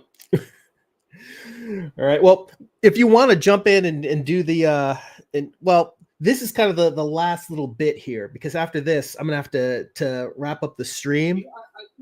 I can't see Rez's drawing. Rez, like I think he's drawing in the middle center, like where we were. Mm-hmm. Like above below the tentacle guy and the T-Rex leg. I think he's drawing the chest, but I can't. Is that where he's drawing?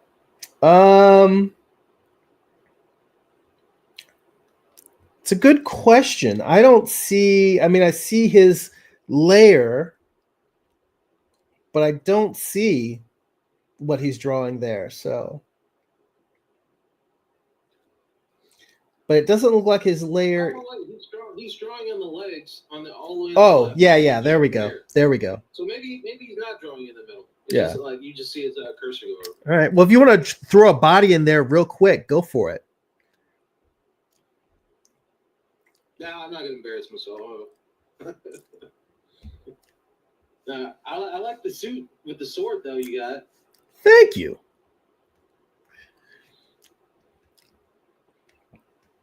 Let me try to get something before we get out of here. Sometimes this. You can draw on individual layers. Yeah. So like, that's it's just like Procreate or Photoshop. It's got layers on it. So if you want to come in, like doing a cleanup layer made things a lot easier for me. Because I was saying that, earlier, I'm not one of those guys who can just draw in ink with no underdrawing.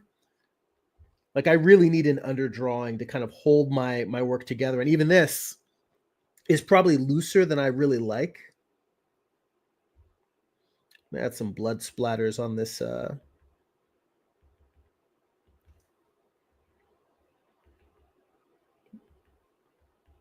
see if I can find it. Let's see here. Yeah, this is definitely dope.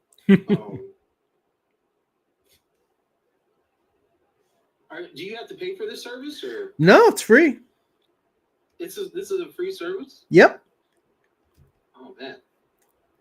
You can start a Magma board too. Like all you do is you just, like any other service, you just create a username and log in, and you can create jam boards. You can invite people to come and draw. You can join other people's jam boards. Like there are drawing jams that are going on right now that are public, and they're just open to invitation. Like you don't need to be there. There are people who have their boards open, whether you have an invite or not. You can just log on and start drawing with people. So if you want to hang out and from what I've seen, it's a very inviting and open environment. It's not something where people are trying to show off or show each other up or criticize each other. It's just people hanging out and drawing for fun. So if you want to hang out and draw for fun. Have you guys ever heard of the term AFK? No, I have not. It's a term that gamers that we use when we're doing like tasks. We're playing video games, but like we're just auto attacking or auto fishing or doing something that doesn't require us to be to pay attention, right? Because it stands for away from keyboard, right? And just sit and chat while we AFK, building our levels, scaling up, collecting resources, talking smack and whatever, right? We could be doing this. We could be drawing RuneScape related characters or whatever we're playing, Outriders related characters,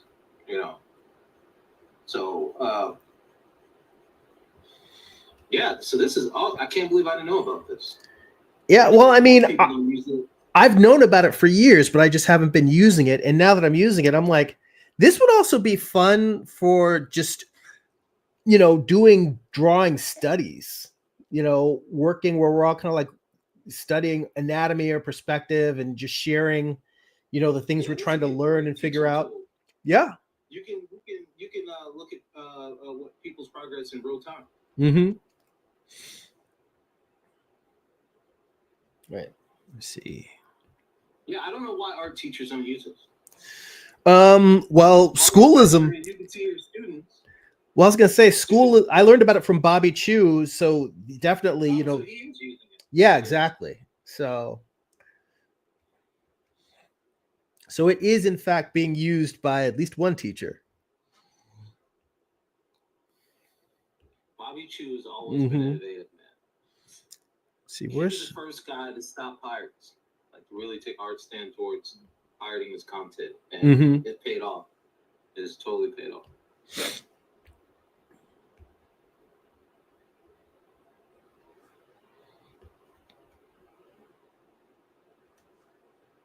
Yeah, so every Sunday every Sunday that I could be here, I will definitely hop in for this.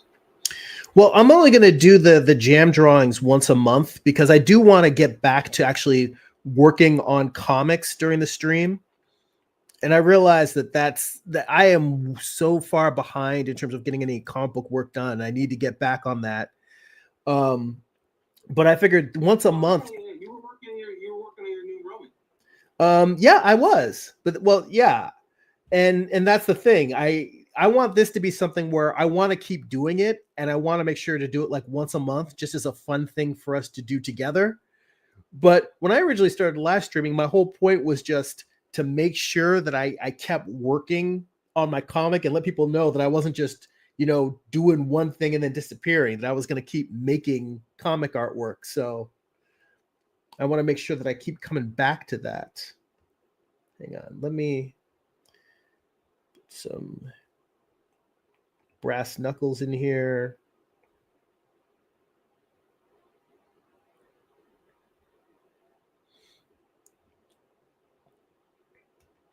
Oh, whoever drew this chest, I love it. With the X belly button? Yeah. I think that's James. That's nice. Good job, James. I'm feeling it. Let's see here.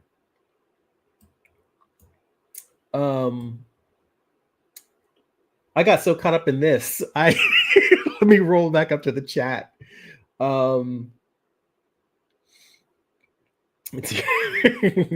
Byron says, be patient, never. I want more, Jeremy. You know what? I appreciate the love, Byron. I feel you.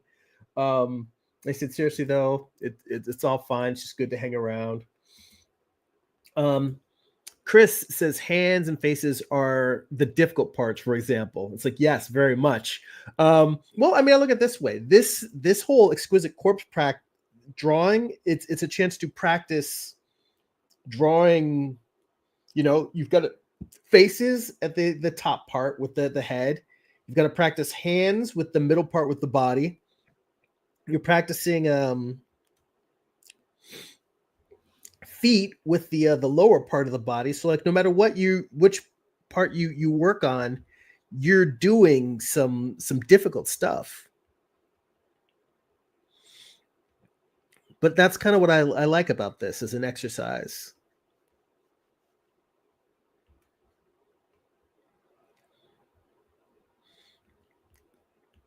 I do need to get a better sense of mastery of the brushes and the settings on this, because just by being able to make my brush a little bit larger, I could work a lot more painterly than I'm working right now.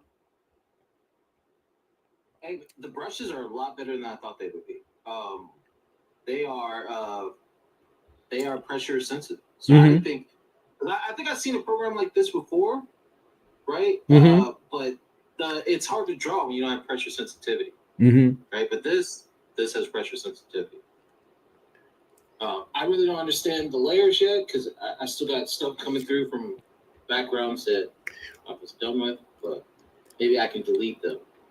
Well, I will tell you, first off, you can delete layers, you can turn them on and off, you can lower the opacity.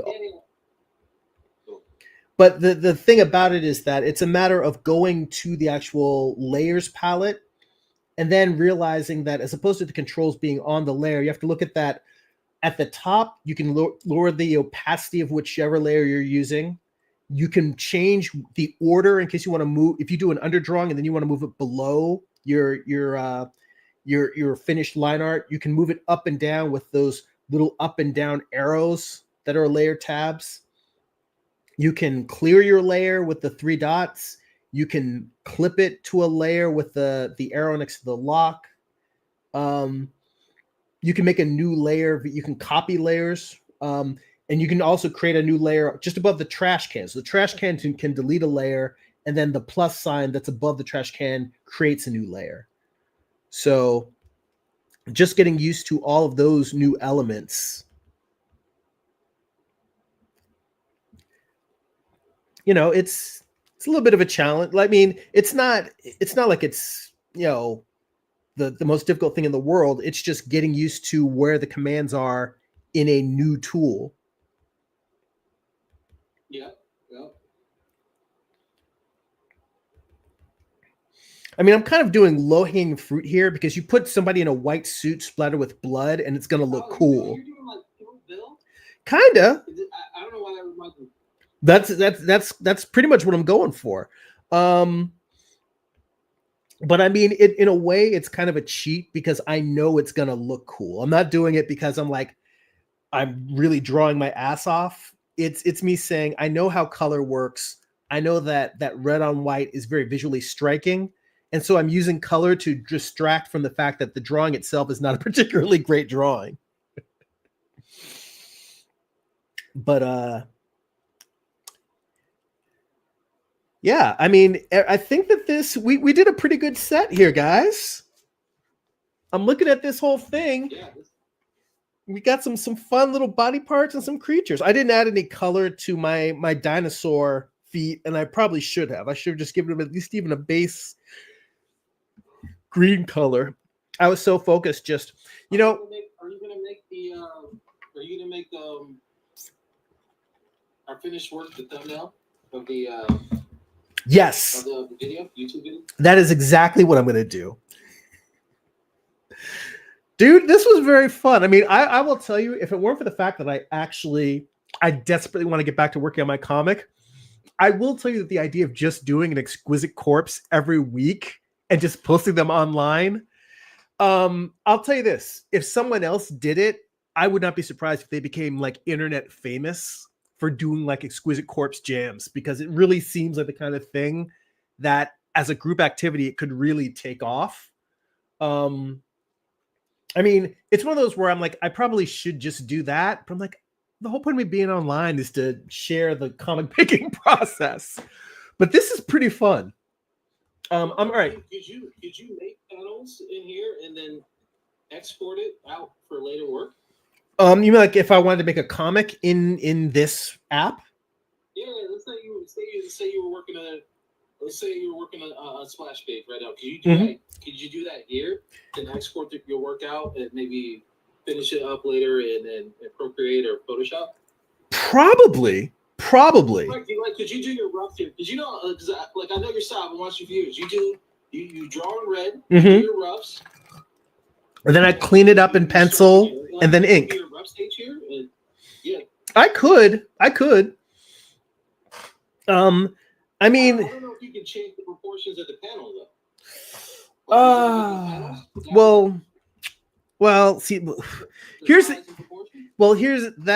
thing. I haven't even figured out how to get the transform tool to scale the way I want it to. Like, I can't get it to do proportional. You have to learn. Yeah, you have to learn. So there's things that it's not. I would have to have a specific reason for wanting to do it in this program versus Procreate. So I'm not saying no, I don't want to. It's more just I want to make sure there's a good reason for me doing it. Like if we're doing anatomy studies or we're doing a jam drawing, that's the reason to use this app, because the benefit is us being able to draw together in real time. In terms of doing just the comic work, I might as well just do it in Procreate, or even, Clip Studio Paint is the one that everyone seems to love. I've never really dug into it, but I hear good things about it. So I haven't like completely turned off of that. Let me go through the last couple of comments on the chat here, and then we're going to wrap up the stream. Can I ask one quick question? Yeah, sure. What are the art book study groups nowadays? Well, I've been jumping them around. So the answer really is just I'm going to try to at least post a day before.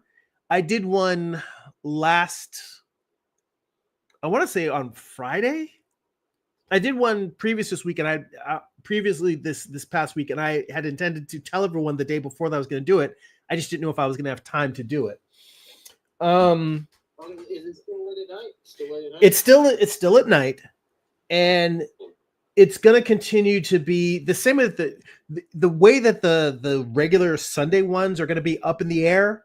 If the regular ones are up in the air, the art book study group ones are really going to be up in the air. It's just going to be whenever I can find a spare moment to get on for 2 hours and do those, I'm going to do that twice a month. So they're still going to be twice a month, but it's going to be less of a people being able to jump on while I'm drawing and more of just me drawing and talking while I do it.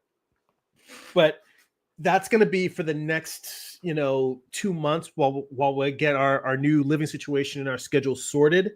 And then after that, I'm going to try and get it back to probably Tuesday nights. But it's going to be everything live streaming is going to be super irregular for the next 2 months. And I apologize for that because I appreciate you guys showing up consistently. And I feel like the consistency is the reason why I have you guys, because I've been showing up at the same time, the same place. So it's really scary for me to have to go through a period where I can't show up same time, same day for an extended period of time. But sometimes life throws big changes at you and you gotta ride with it. So, but let me read the last couple of comments and then we're gonna wrap it here. So let's see here. Scrolling back up. Yeah. So after Chris had mentioned about hands and faces being difficult, Herman says, I struggle with hands and feet. As a matter of fact, I'll be practicing at work tonight since we have a couple of computers down. I can take advantage of that sketch time. Nice. Let's see here. James says, having an undersketch helps for me since I haven't drawn digitally in a long time. Yeah, I mean, whether I'm drawing digitally or traditional, like I always need an underdrawing. Anytime I have tried to just draw just straight out of my head with no underdrawing, it always is just a train wreck for me. And I think that over time, I will get better at it. but it isn't something that I practice regularly. Like I really am much more of a loose, sketchy, build up, refine, and then go from the figuring out the structure straight to an inking type final line. And it's just sort of an artifact of my comic book process, is that I just tend to treat all illustrations the way I treat my comics. So let's see here. All right, so yeah, I chose the worst brush possible to try to shade it. By the way, I figured out how to make your brush sizes larger. If you go to the palette where you see the brush sizes, do you see how there is a little 1x by your where it has where you can change the brush size? Yeah, there's a little 1x there. There's a 1x. Like where it says size, and then it has the actual bar where you increase the size. Do you see the X, like the scale where it says one? Yeah, if you tap the scale, no, don't drag it. Tap the scale, and do you see the number change? Oh, wherever you tap, yeah, you could just change it. Yeah. Yeah. Now, before when it was at one scale, the largest you could get was 100 pixels. When you tap the 5, now you can make that brush 500 pixels. When you earlier, I think I touched this and found out you could do. I think they have a pixel art brush on here. Yeah, well, that's the thing. If you tap it, you can go to 0.01, which is a tiny brush, and then you tap it again, and it'll go to it's not working at all. It's kind of irritating. Yeah, but you tap it a second time, so it'll be 0.1 scale, a 1 scale, and 5 times scale. And when you do that, the size you can increase the brush size, the max size will increase or decrease depending on what scale you're using. So let's see here. It'll give you a little bit more control with your brush. And don't forget, you can change the hardness of the brush as well if you want to do soft rendering. So let's see here.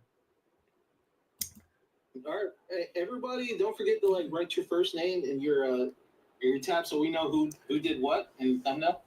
Oh yeah, I completely forgot about that. Let me come back there and. Hold on. Everybody did an excellent job, man. Everybody really did. I know this was really, really fun. Hossein says it was fun. Thank you, Jeremy. Thanks for participating. Thanks for joining in. Yeah, Herman says these sketches look cool. Nice work, people. Herman says, I like that. That's what I'm here, trying to bring that drawing back for fun to my life. I think it's slowly coming back, or it's coming back slowly. How many people could be in one of these jams at a time? I don't know what the max is, but a lot more than 9. Like literally, if everybody was in here and only did one, like just a head or a body or a foot, we still wouldn't be at the max. I think you can have. I have seen, honestly, go and look at other magma boards when we're done here. I've seen 50 people on one board. It's crazy. Oh, man. So hang on. Oh, up top, you can see everybody's pick who's here. So, yeah, man. I hope people join in. This is totally badass.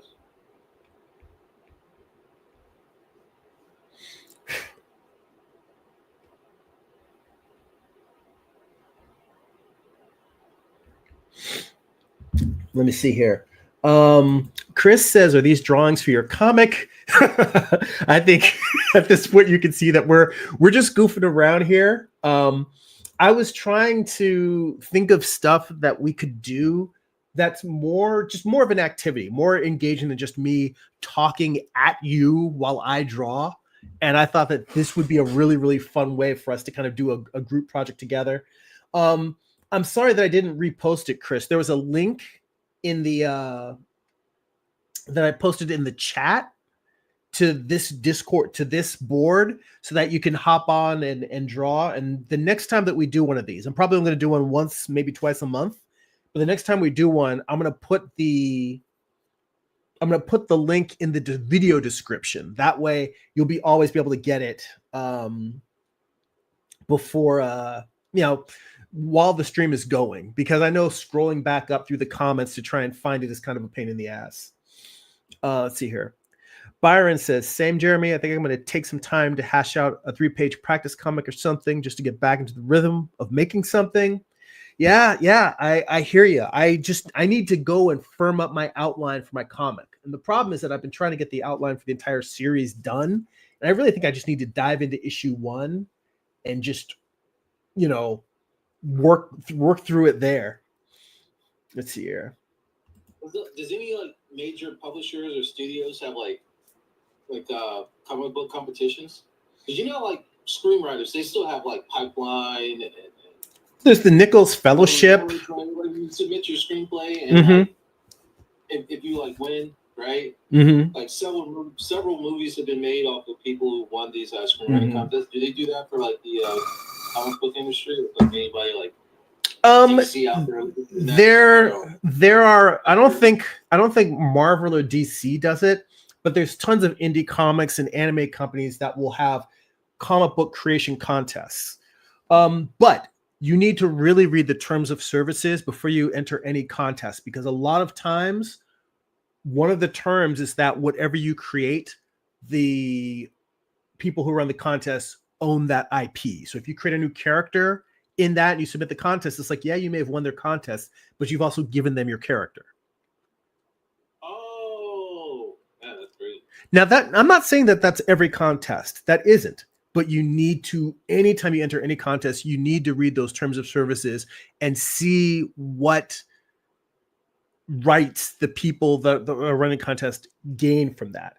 And if you see a contest and they don't take any ownership, and it's just they want to help find new talent, promote new work, then enter the contest. Go for it. It's great.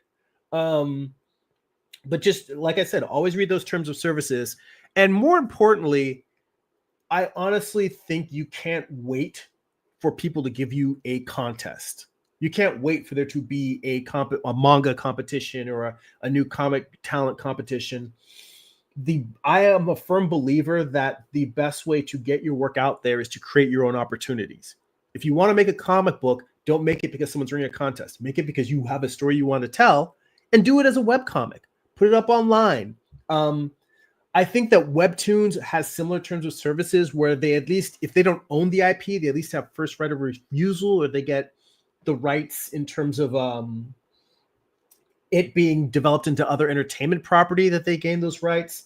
So I'm not saying don't use Webtoons. I'm saying this is another one where I didn't even bother reading the terms of service. As soon as I had heard that they were possibly owning some of the rights, I was like, I'm not interested.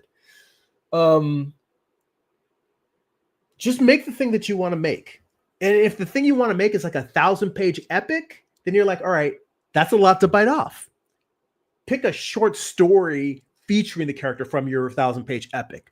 Maybe tell that character's origin story in 8 pages, or even 4 or 5 pages. Maybe just tell a story about that character just having a battle, one fight scene. It doesn't have to be a long thing. It could just be a 4 or 5 page thing. Are you familiar with the magazine Heavy Metal? No, I'm not. Okay, well, it is a magazine. It's the American version of a French magazine called Metal Hurlant. And the magazine was started by Mobius. Mobius and a few other artists, and I apologize for not knowing the names, because I remember reading an interview with one of Mobius's co-creators who co-created it. So I'm doing them a disservice, but it's a European comic book anthology magazine. The reason why I'm bringing it up is because each issue, there's a long story that's maybe 48 pages, and then it's just filled with tons of 2-page, 4-page, 8-page stories. Some of them are sci-fi, some are fantasy, some are horror. Some issues of the magazine have specific themes. But you should look up the magazine. You can probably find copies of it online. For all I know, you might be able to read stories on their website. But it's a great example of what you can do in a short story. Because even though I keep telling myself I need to do shorter works. I keep writing these big epic stories, but I personally, I'm not living up to what I should be doing, which is doing short 8-page, 10-page stories. I've been trying to find a way to make my graphic novel, structure it so that it's a series of short stories. Like it's a series of one shots that will eventually add up to one big story, because I think that it's a lot less intimidating. It's easier to have that sense of accomplishment of saying, I've completed a single issue. I've published it. I've ran a Kickstarter campaign, and gotten it out in the world, whatever.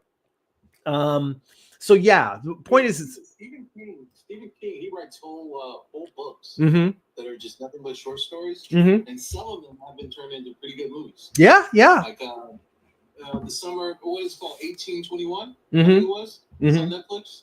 Yeah, that was a story when I was younger. Mm-hmm. It's on Netflix now. I watched the movie. It's like, oh man, this was just like the short story. Yeah. You wouldn't say, the rats that killed him probably weren't even real. It's probably all in this thing. Yeah, there's a lot. Stephen King is great. He's a great short story writer. So, all right, let me. I gotta burn through the last of these comments because I actually, my wife's waiting on me. We got some stuff we gotta take care of, and I want to get through these last couple of comments. Let's see here. Herman said that he really liked these body parts, and let's see here. Hossein did the body part that's in the middle. And Herman says, I missed out. This was a great exercise. Yes, when I sketched on the software last time, it had a feel of Photoshop. It's very fluid for us, drawing in real time. Let's see here. Chris says, I need a stylist to work with Clip Studio. And yeah, Hossein, you did a great job with the guy with the belly there. Thank you. Well, he did that with the mouse and keyboard? Oh no. I think he was drawing with the stylus. It was Chris who was saying that he needs a stylus. So, all right, let's see here. The last thing here, Hossein says, does Schoolism have this kind of magma challenge? Yes. If you're not on the Schoolism Discord server, look it up. Just do a Google search for Schoolism Discord. It's an open public server. I'm on there. I don't participate anywhere near as much as I should, but there's tons of people that are actively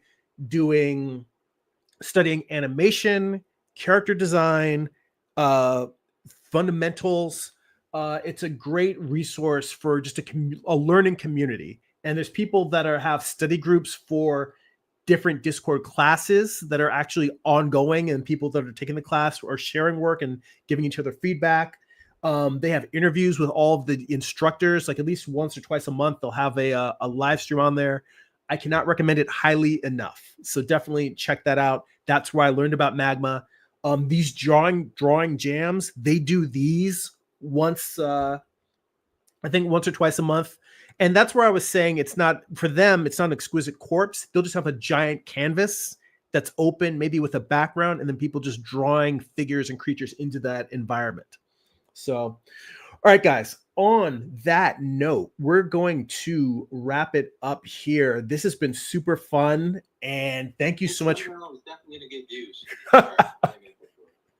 Yes, definitely. And I also encourage you guys, not just drawing with me, hop on Magma, check out the platform, hop on some other people's jam drawing boards, maybe start one of your own and just sketch with people. It's fun. I mean, that's in a world full of influencers and all this stuff, and people telling you this is how to make $1 million in art and how to sell your work.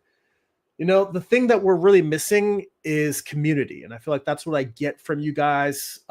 That's what I try to give to you, and that's what I feel like you guys are giving to me.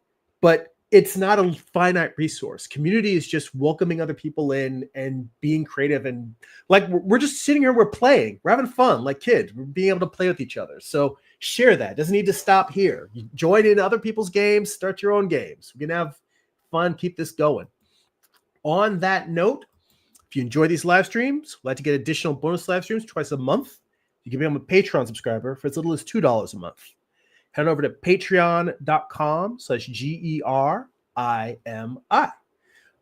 If you would like to get free digital sketchbook, work in progress animated GIFs delivered right to your inbox, blog posts about what I'm reading, what I'm watching, what's inspiring me creatively, you can sign up for my free newsletter at substack.com/@Jeremy.